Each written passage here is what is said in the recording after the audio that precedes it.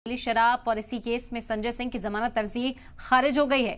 एक दिन पहले दिल्ली हाई कोर्ट ने फैसला महफूज रखा था।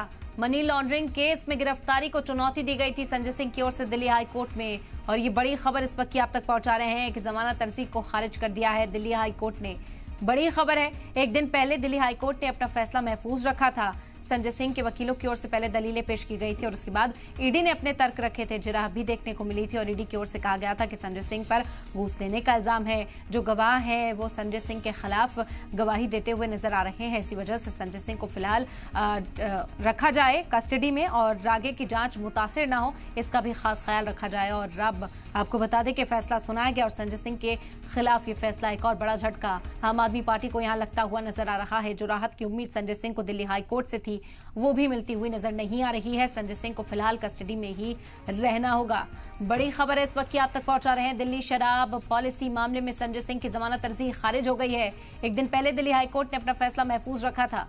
मनी लॉन्ड्रिंग के केस में गिरफ्तार संजय सिंह ने अपनी गिरफ्तारी को चैलेंज दिया था दिल्ली हाई कोर्ट में। उनकी ओर से कहा गया था कि इंसाफ उन्हें दिल्ली हाई कोर्ट से मिलेगा। अपने आप को वो पाक बताते रहे, जो तमाम इल्जामात थे उन्हें खारिज करते रहे और इसी उम्मीद के साथ दिल्ली हाई कोर्ट का दरवाजा खटखटाया था कि शायद इस मामले में राहत दिल्ली हाई कोर्ट से मिल जाए। लेकिन दिल्ली हाई कोर्ट से भी संजय सिंह की जमानत अर्जी को फिलहाल खारिज कर दिया गया है।